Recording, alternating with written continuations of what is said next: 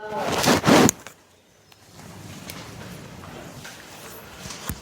हे जे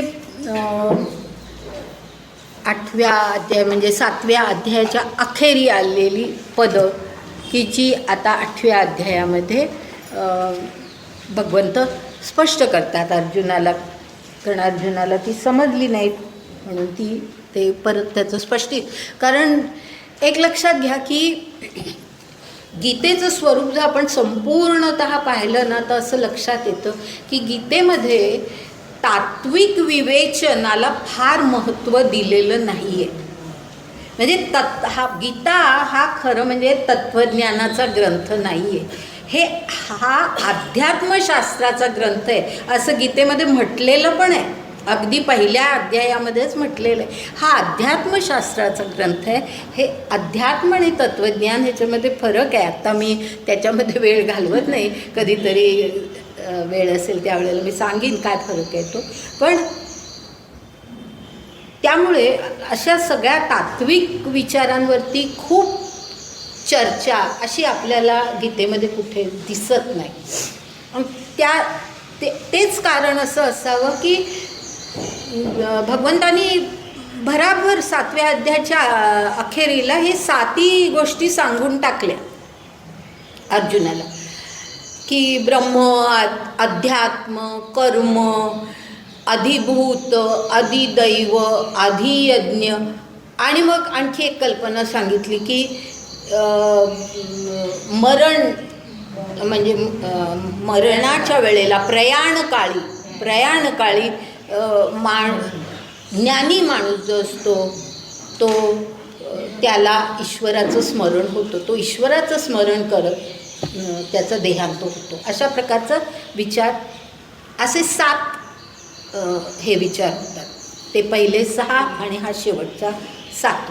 असं 7 गोष्टींचा त्यांनी उल्लेख त्या ठिकाणी केला. आणि त्यानंतर अर्थातच काहीच स्पष्टीकरण केलं नाही. त्यामुळे अर्जुनाला पहिल्यांदा असं वाटलं आपल्याला सगळं समजलं आहे, पण मग लक्षात आलं की अरे एवढं काहीतरी महत्त्वाचं सांगितलं आणि आपलं लक्षच नव्हतं. अवधानाची ओंजळी नाही धरली, आपण असं म्हटलंय तिथे की अवधानाची ओंजळीच धरली नाही. त्या कुपीतून ते भराभर शब्द टाकत गेले आणि आपण ओंजळीच धरली नाही त्याच्या खाली, म्हणजे आपण लक्षच दिलं नाही त्या शब्दांकडे, असं त्याला लक्षात आलं. आणि त्यामुळे त्यांनी आशेने भगवंताकडे पाहिलं की आपल्याला हे कळावं, आणि ते कृष्णाच्या लक्षात आलं. आणि त्यामुळे भगवंतांनी मग त्याला आता 8व्या अध्यायामध्ये ह्या सगळ्या पदांचं जे स्पष्टीकरण आहे ते केलेलं आहे की ह्या प्रत्येक ह्याचा अर्थ काय आहे, म्हणजे त्याचा आध्यात्मिक अर्थ आहे. लक्षात घ्या की असं म्हणजे त्याला मी त्यावेळेला सांगताना नुसतं शारीरिक वगैरे असे शब्द वापरले होते, पण तिथे थांबू नका, आपल्याला त्यातला खोल अर्थ आता ह्या 8व्या अध्यायामध्ये सगळा समजणार आहे.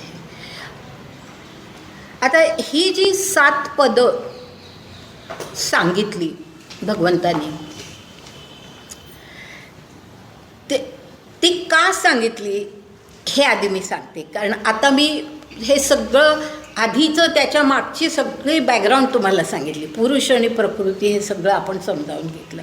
आता ही पदं का सांगितली हेही आपल्याला माहिती असलं पाहिजे, म्हणून मी सांगते की ही पदं सांगण्याचा किंवा ह्याचा उल्लेख करण्याचा उद्देश असा होता भगवंताचा की जो तो पुरुषोत्तम आहे, तो जो परमेश्वर आहे, ते जे परब्रह्म आहे, हे सगळे समान शब्द आहेत. परब्रह्म, परमेश्वर, परमात्मा हे सगळे एका अर्थाने वापरलेले शब्द आहेत. पुरुषोत्तम, तर तो जो आहे तो या विश्वामध्ये कसा प्रकट होतो, कशा प्रकारे तो व्यक्त होतो, मॅनिफेस्टेशन ज्याला म्हणतात, मॅनिफेस्ट तो कसा होतो, तो कसा व्यक्त होतो, कारण तो अव्यक्त आहे. बरोबर आहे. परमेश्वर कुठे, तो विश्वातीत असला तर आपल्याला कुठे दिसतो, आपल्या आतलाही दिसत नाही, तोही दिसत नाही. तर तो अव्यक्त आहे. तर तो अव्यक्त असा तो परमेश्वर या विश्वामध्ये कशा स्वरूपात व्यक्त होतो, प्रकट होतो, ते सांगण्यासाठी ह्या 7 संकल्पना सांगितलेल्या. आलं लक्षात? ते सांगण्यासाठी की ईश्वराची अभिव्यक्ती या विश्वामध्ये कशी होते. अभिव्यक्ती, मॅनिफेस्टेशन, ईश्वराची अभिव्यक्ती या जगामध्ये, या विश्वामध्ये कशा स्वरूपात होते, कशी होते, ते सांगण्यासाठी ही 7 पदं वापरलेली आहेत. आणि त्याचबरोबर आणखी एक सांगते की संपूर्ण विश्वाची रचना, संपूर्ण विश्वाची रचना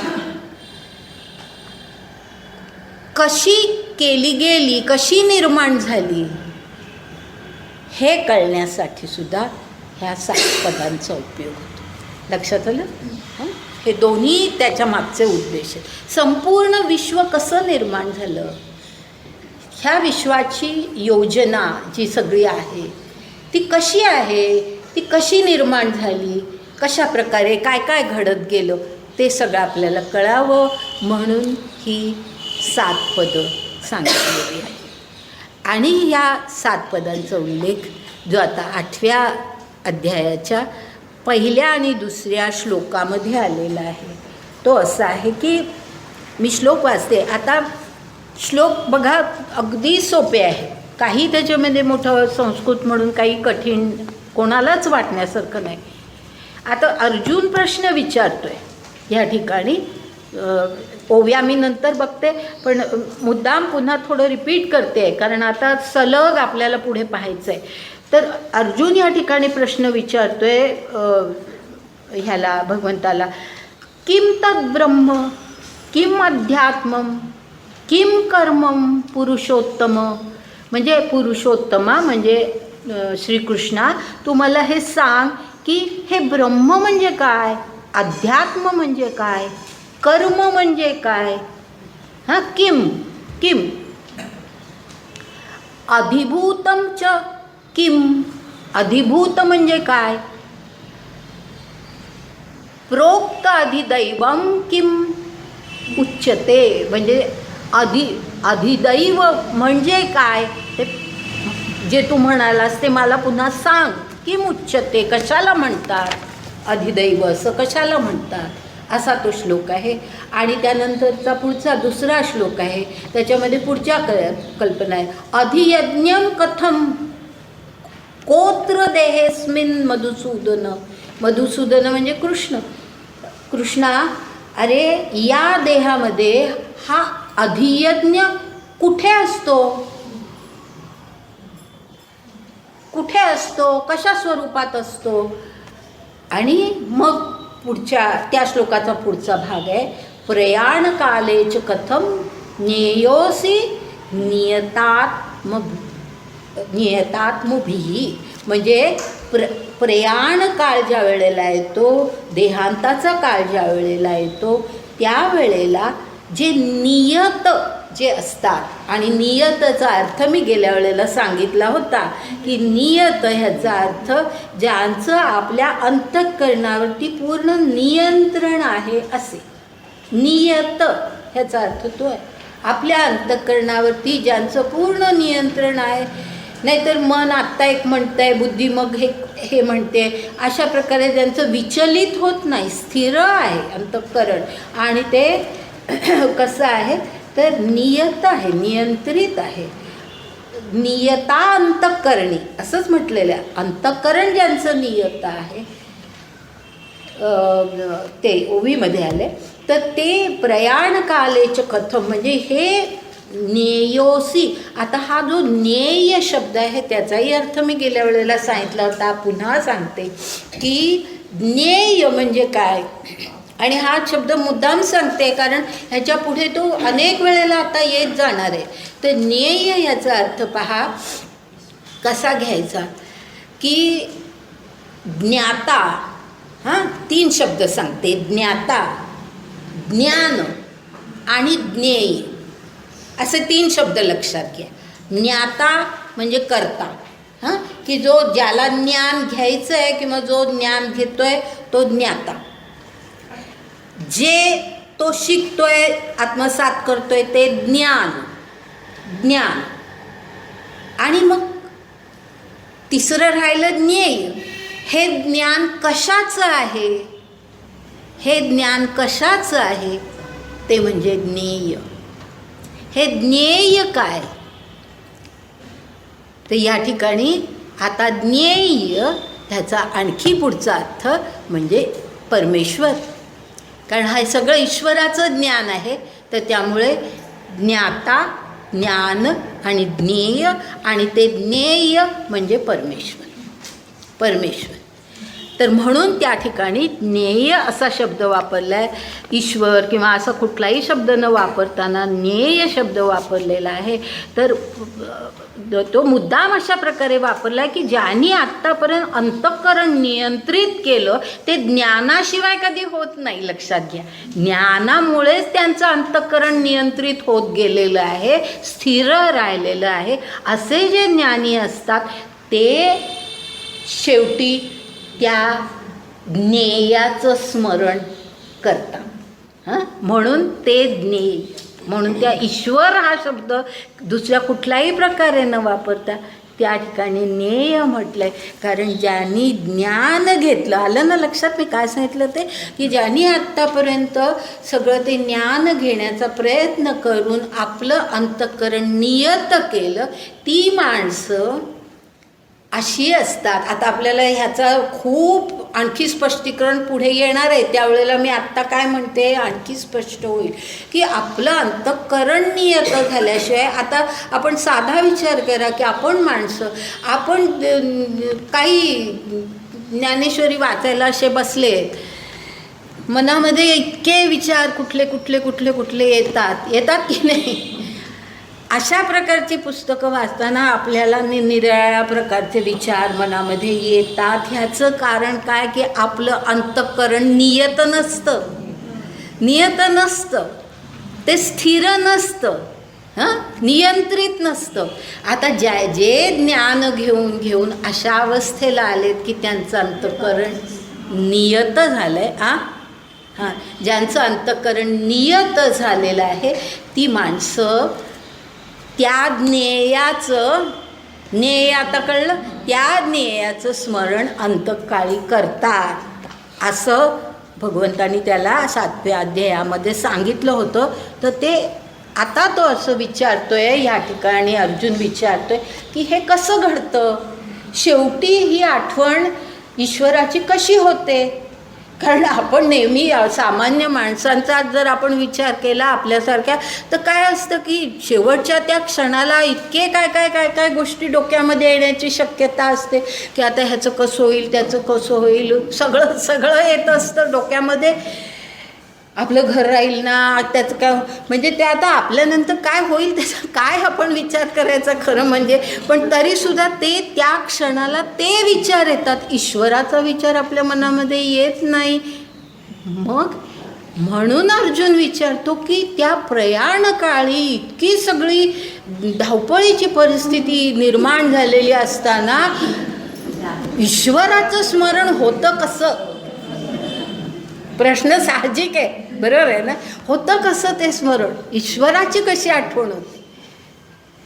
आणि म्हणून तो असं त्याने विचारले, कथम, मला सांग.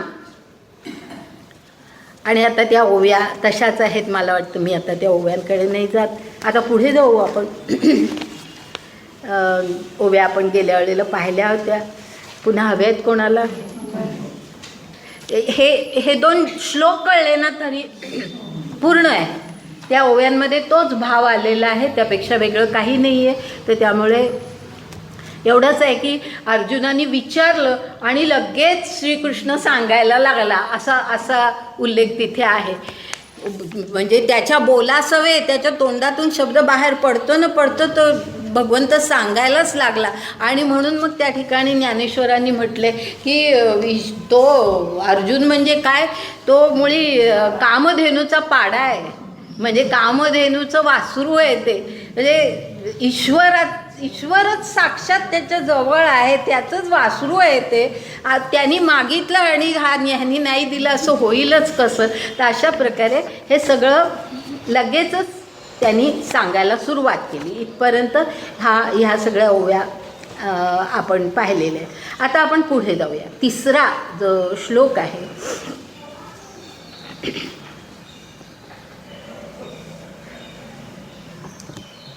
आता ह्या ठिकाणी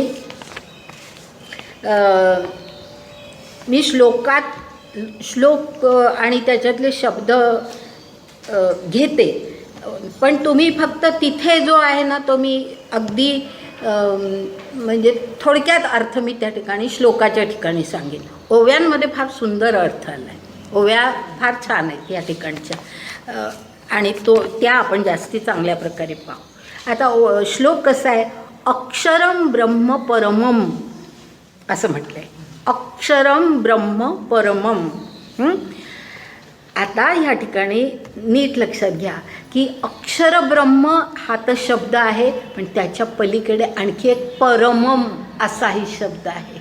म्हणजे लक्षात घ्या की इथेच मुळी पहिल्यांदाच भगवंत आपल्याला ही कल्पना देत आहेत की अक्षर ब्रह्म जे आपल्यामध्ये आहे त्याच्याही पेक्षा श्रेष्ठ परम असं काहीतरी आणि ते सुद्धा अक्षरच आहे, तेही ब्रह्म अक्षरच आहे, परब्रह्मही अक्षर आहे, अपरिवर्तनीय आहे. पण ते पण त्याचा उल्लेख ह्या ठिकाणी आहे.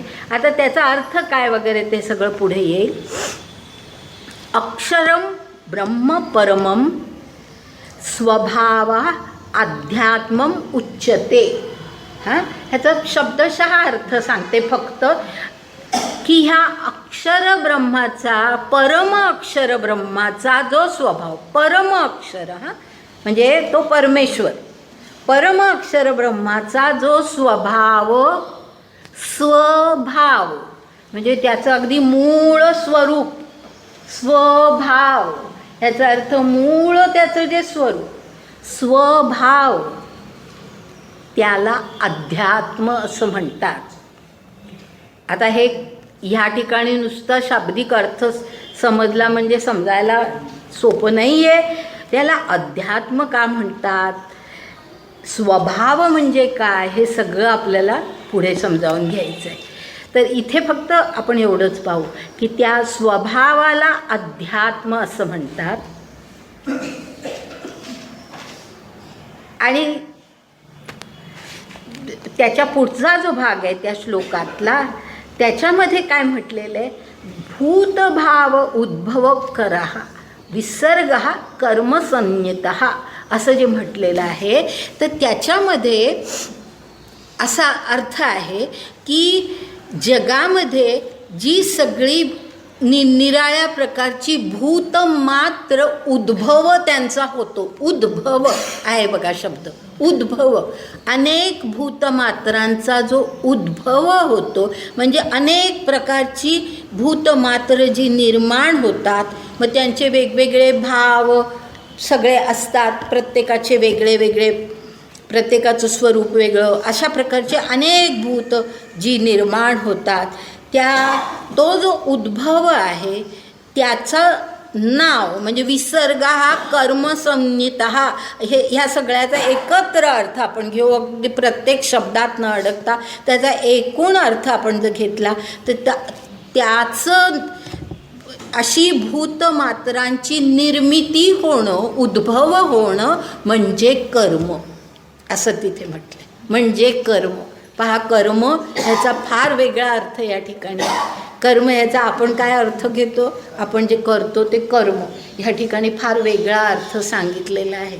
आणि भूतभावांचा उद्भव होणं म्हणजे कर्म असा त्या ठिकाणी अर्थ आहे. आता ओव्या पाहूया. ओव्या फार अगदी स्पष्ट करतात हे बऱ्याच गोष्टी यातल्या. मग म्हणितले सर्वेश्वरे जे आकारी इये खोकरे कोंदले असत न खिरे कवणे काळी. आता हे ज्ञानेश्वरांचे थोडे शब्द आपण समजावून घ्यायचे आहेत की हा जो खोकरे असं जे म्हटलं आहे ना, त्याचा अर्थ असा आहे की ते खोकरे काय आहे तर आकारी इये खोकरे असं म्हटलं आहे. आकारी इये खोकरे म्हणजे हा जो आकार आहे तो कसा आहे तो खोकरा आहे. आणि खोकरा हा त्या काळातला त्या भाषेतला शब्द, त्याचा अर्थ असं गळकं म्हणतो आपण ना, गळकं भांडं, छिद्र असलेलं भांडं ज्याच्यातून गळून जातं, काही राहत नाही असं. हां, असा तिथे अर्थ आहे. खोकरे मग म्हणितले सर्वेश्वरे. सर्वेश्वर म्हणजे भगवंत श्रीकृष्ण. भगवंत श्रीकृष्ण ह्याला सांगतायत, ह्याला अर्जुनाला, की जे आकारी इये खोकरे म्हणजे आकारामध्ये. आता आकार म्हणजे काय तर आकार ह्याचा अर्थ देह. आकार ह्याचा अर्थ देह. सगळ्या कोणी भूतमात्र असो त्यांचे देह, त्याला उद्देशून आकार. काहीतरी आकार असतो ना, म्हणजे भूतमात्र म्हणजे वनस्पतीसुद्धा काहीतरी आकार आहेच की नाही, त्यासुद्धा सजीव आहेत पण आकार आहे. तर म्हणून आकारे इये खोकरे. आता खोकरे का म्हटलंय त्याला, गळकं भांड का म्हटलंय तर कुठलंही शरीर असू दे, मग ते वनस्पतीचं असू दे, प्राण्याचं असू दे, माणसाचं असू दे, कोणाचंही शरीर जे आहे ना ते शेवटी मर्त्य आहे. मर्त्यच आहे की नाही, कधीतरी ते संपणार आहे, नाश होणार आहे, त्याचा मर्त्य शरीर आहे. त्या मुख्यतः त्या अर्थाने खोकरे म्हटलं. एरवी शरीराला 9 द्वारं असतात असाही एक उल्लेख आधी येऊन गेलेला आहे, तो अर्थही तिथे घ्यायला हरकत नाही. पण त्याच्यापेक्षा हा अर्थ जास्ती महत्त्वाचा आहे की शरीर, कुठलंही शरीर, कुठल्याही भूतमात्राचं शरीर, वनस्पतीसुद्धा, ह्या सगळं निसर्गसुद्धा, हे सगळं विश्वसुद्धा कसं आहे, मर्त्य आहे, कधीतरी हे संपणार आहे. तर हे म्हणून त्याला खोकरे म्हटले. छिद्रमय आहे ते, गळकं आहे ते. खोकरे अशा त्या आकारामध्ये की जो आकार खोकरा आहे, छिद्रमयच आहे, गळका आहे, त्याच्यामध्ये कोंदले असत, त्याच्यामध्ये भरलंय, त्याच्यामध्ये कोंदले ह्याचा अर्थ त्या आकारामध्ये भरले. हां, बघा किती सुंदर, म्हणजे शब्द कठीण आहेत पण अर्थ किती छान आहे बघा.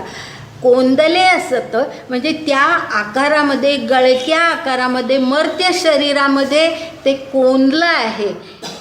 आता या ठिकाणी कशाबद्दल भगवंत सांगतात, ब्रह्माबद्दल, ईश्वर ही जी शक्ती आहे त्याबद्दल सांगतायत. आणि ते ब्रह्म म्हणजे आता आपल्यामध्ये आत्मा आहे ना, आत्मा आहे जो 2 स्वरूपामध्ये आपण पाहिला, तर त्या आपल्या गळक्या भांड्यामध्ये, शरीरामध्ये ते कोंदलं आहे, म्हणजे ते भरलं आहे, ते घातलं आहे त्याच्यामध्ये. पण काय होतं, न खिरे कवणे काळी, म्हणजे ते भांड गळकं आहे पण तरीसुद्धा त्याच्यातून ते जे आतमध्ये तत्व आहे, परमात्म तत्व जे आतमध्ये आहे ते कधी गळत नाही, ते कधी गळत नाही. शरीर गळकं आहे, शरीरामध्ये ते कोंदलेलं आहे, पण शरीर मर्त्य असलं आणि त्याचा मृत्यू झाला, शरीराचा मृत्यू झाला, तरी त्याच्यामध्ये असणारं जे ब्रह्म आहे, त्याच्यामध्ये असणारं जे ईश्वराचं रूप आहे, आत्मा आहे, तो कधी मरत नाही. म्हणजे ब्रह्म हे अविनाशी असतं हे सांगण्यासाठी अशा प्रकारे रचना केलेली आहे. लक्षात आलं ना की भांड गळकं आहे कारण शरीर मर्त्य आहे, पण मर्त्य शरीरामध्ये तो अमर आत्मा आहे, तो कधी नाश पावत नाही, तो अविनाशी त्याचं जे स्वरूप आहे ते तसंच राहतं, त्याच्यामध्ये काही फरक होत नाही. कवणे काळी न खिरे, खिरे याचा अर्थ गळून पडत नाही, त्याच्यातून ते जात नाही, म्हणजे त्याचा नाश होत नाही, त्याचा नाश होत नाही. आकाराचा नाश होतो, शरीराचा नाश होतो, त्या तत्वाचा, त्या आत्मतत्वाचा नाश होत नाही. आता त्याच आत्मतत्वाचं आणि त्या ब्रह्मतत्वाचं आणखी वर्णन केले. काय केलं की एरवी सपूरपणतयाचे पाहावे तरी शून्यची, ते शून्यचीला एक असा स्वल्पविराम द्या. अर्थ त्याशिवाय आपल्याला कळत नाही. आपण सलग वाचलं तर काही कळतच नाही. म्हणून मी हे कुठे थांबायचं हे मी सांगते की सपूरपणतयाचे पाहावे तरी शून्यची. सपूरपण याचा अर्थ सूक्ष्मता. ते किती सूक्ष्म आहे, ते जे तत्व आहे, ब्रह्मतत्व आहे, आत्मतत्व आहे, ते किती सूक्ष्म आहे.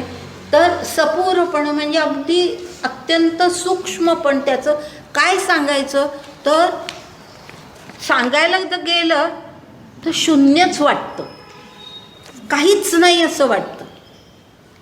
शून्य वाटतं याचा अर्थ दिसतं कुठे ना, ते अमूर्त आहे ना, ते अमूर्त आहे म्हणून ते शून्य भासतं.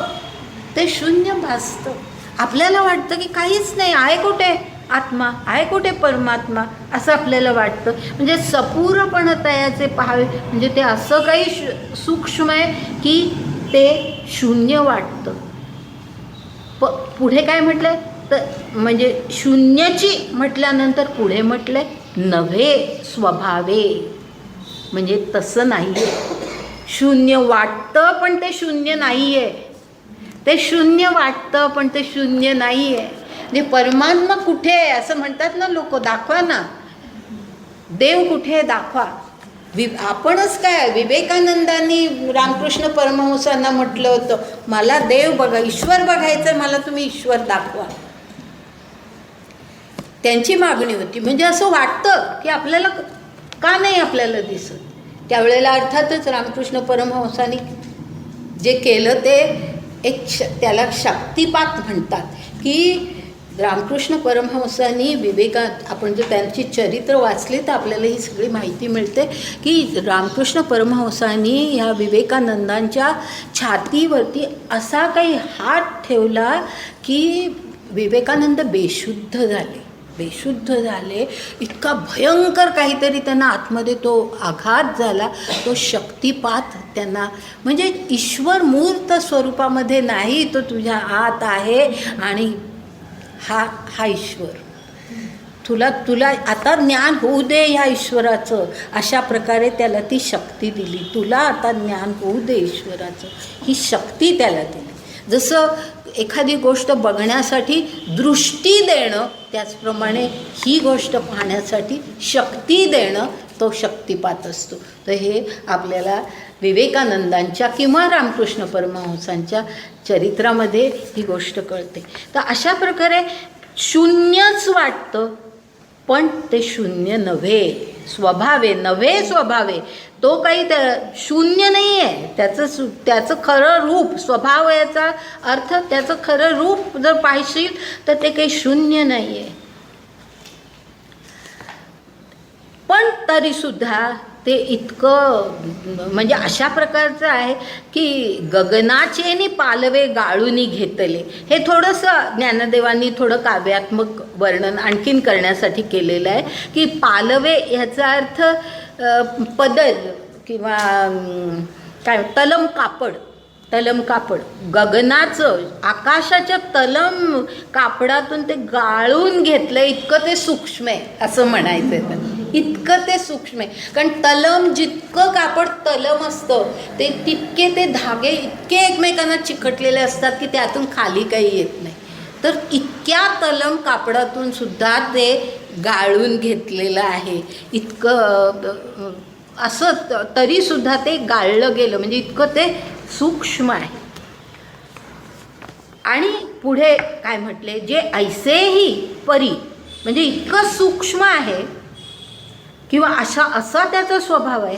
पण ते कसं आहे, जे ऐसेही परीला थांबा, परी विरुळे म्हणजे ते अगदी विरुळे ये विज्ञानाची ये खोळे हलवलेही न गळे, असं एकत्र आहे. विरुळे ये विज्ञानाची खोळे हलवलेही न गळे. म्हणजे आकाशाच्या तलम कापडातून ते गाळून घेता येतं, पण विज्ञानाच्या खोळातून हलवलं तरी, आणि ते खोळं कसं आहे, विज्ञानाचं विरळ आहे, म्हणजे चांगली भरपूर जागा आहे खाली पडायला, पण ते गळत नाही. ह्याचा अर्थ काय आहे? ह्याचा खरा अर्थ असा की विज्ञान जे असतं ते विज्ञान प्रत्येक गोष्ट शोधून काढण्यासाठी ॲनलाइज करतं, बरोबर आहे, विश्लेषण करतं, की कण आणि कण वेगळा करून त्याचं विश्लेषण करतं. की आता पाणी म्हणजे काय, H2O म्हणजे हायड्रोजन 2 प्रमाणात, ऑक्सिजन 1, असं काय जे काय सगळे हे असतात फॉर्म्युले. तर अशा प्रकारे विज्ञान काय करतं, तर विश्लेषण करतं. तर कितीही विज्ञानाने विश्लेषण करण्याचा प्रयत्न केला ह्याचा शोध घेण्यासाठी न गळे, विज्ञानाला ते सापडत नाही. म्हणजे दोन्ही सांगितले बघा, की सूक्ष्म इतकं आहे की तलम कापडातून सुद्धा ते गाळलं जातं, इतकं सूक्ष्म आहे, शून्यच वाटतं इतकं ते सूक्ष्म आहे, पण विज्ञानाला मात्र ते सापडत नाही, कारण विज्ञानाच्या विश्लेषणामध्ये ते टिकत नाही, कारण ते अशा प्रकारचं नाही आहे, ते मूर्त नाहीच आहे. विज्ञान हे केव्हाही जे काही गोष्टी मूर्त स्वरूपामध्ये अस्तित्वात असतात त्याचाच विश्लेषण करू शकतो, ह्याचं विश्लेषण विज्ञान करू शकत नाही. आणि मग पुढे म्हटलंय ते परब्रह्म. बघा हां, ते परब्रह्म म्हणजे त्याची ही विशेषणं सांगितली. ते परब्रह्म म्हणजे परब्रह्माचं स्वरूप सांगताना ते सूक्ष्म किती, की जणू काही शून्यच वाटावं इतकं सूक्ष्म, आणि तरीसुद्धा विज्ञानाला मात्र ते नाही सापडत, अजिबात सापडत नाही.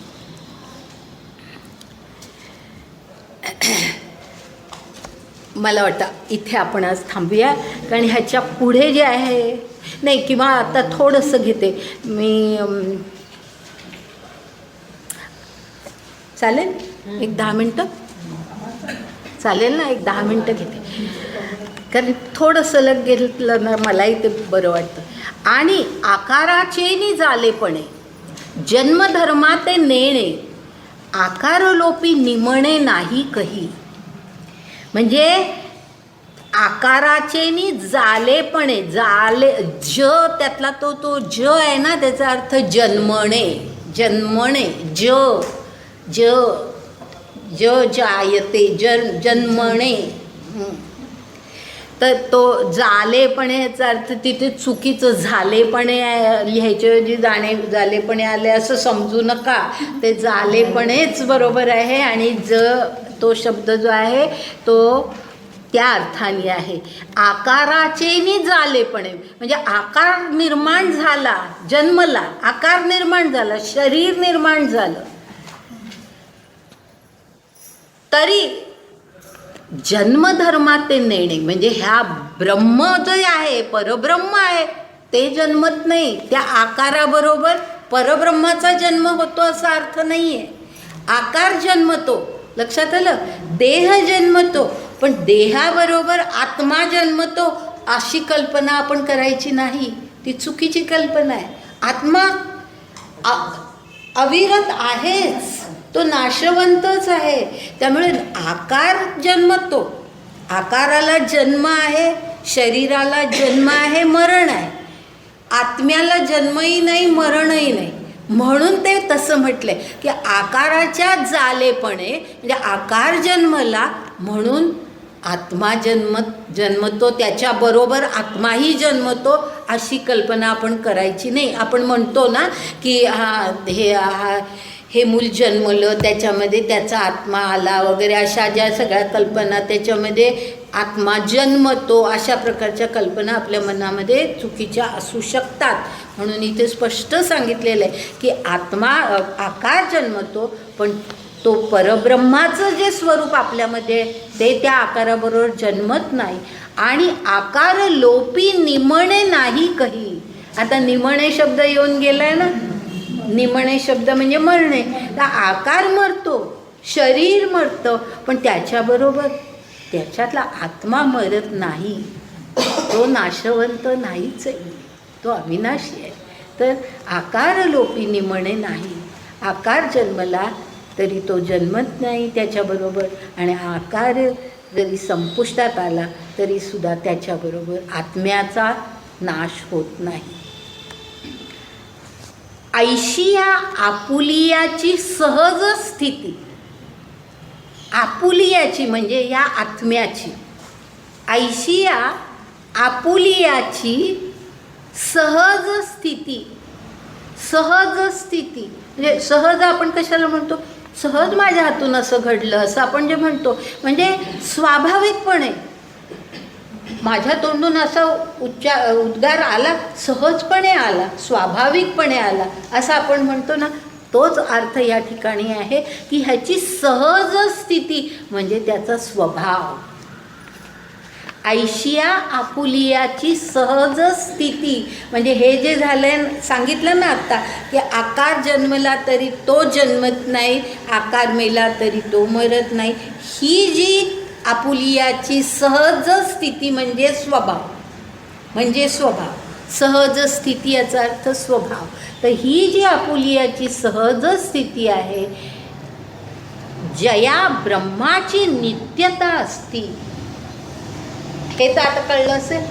ब्रह्म जे नित्य आहे, ब्रह्म जे अविनाशी आहे, तसाच त्या ब्रह्माचंच ते स्वरूप आहे आपला आत्मा, म्हणजे तोही तसाच नित्य आहे.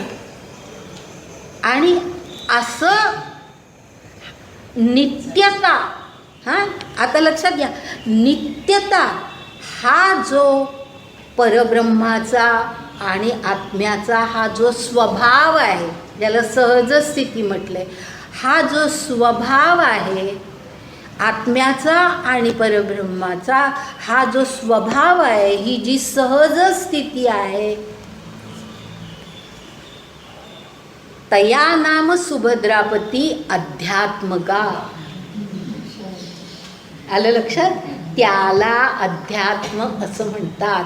हा जो परब्रह्माचा स्वभाव नित्य असणं, नियत सतत अस्तित्वामध्ये असणं, त्याला नाश नाही, त्याला जन्म नाही, तो अजय आहे, अविनाशी आहे, अव्यय आहे, त्याच्यामध्ये काही परिवर्तन होत नाही, असं जे त्याचं जे स्वरूप आहे, हा जो त्याचा स्वभाव कशाला म्हणतो आपण, त्याला म्हणतो ना की आपलं पटकन आपल्याला आपली कृती तशी घडते, आपल्या तोंडून एखादा शब्द निघतो तेव्हा त्याला म्हणतो की माझा स्वभावच तसा आहे. तर हा परब्रह्माचा स्वभाव जो आहे, म्हणजे जी परब्रह्माची किंवा आत्म्याची जी स्थिती, सहज स्थिती आहे, त्याचं नाव अध्यात्म. त्याचं नाव अध्यात्म, त्याला अध्यात्म म्हणतात. म्हणजे परमेश्वर नित्य आहे, आत्मा नित्य आहे, हा त्याचा स्वभाव म्हणजे अध्यात्म. आपण फार सहजपणे म्हणतो आम्ही आता अध्यात्माच्या मार्गाला लागलोय, पण अध्यात्माचा मार्ग याचा अर्थ की परब्रह्माचं, आत्म्याचं हे स्वरूप आपल्याला कळणं आणि ते कळून त्याप्रमाणे आपल्या वर्तनामध्ये बदल घडणं, आपल्या आचरणामध्ये काहीतरी परिवर्तन घडणं. जे मी मगाशी म्हटलं की अपरा प्रकृतीतून पराप्रकृतीकडे, क्षर आत्म्याकडून अक्षर ब्रह्माकडे आणि अक्षर ब्रह्माकडून पुरुषोत्तमाकडे, अशा हे जे सगळं आरोहण व्हायचं आहे, ते होण्यासाठी आपल्याला अध्यात्म म्हणजे ईश्वराचं स्वरूप काय आहे ते आपल्याला आधी कळलं पाहिजे, आणि त्याला अध्यात्म म्हणतात. हे जे नित्य स्वरूप आहे ईश्वराचं, आत्म्याचं, त्याला अध्यात्म म्हणतात. म्हणजे आपण अध्यात्मात आहोत.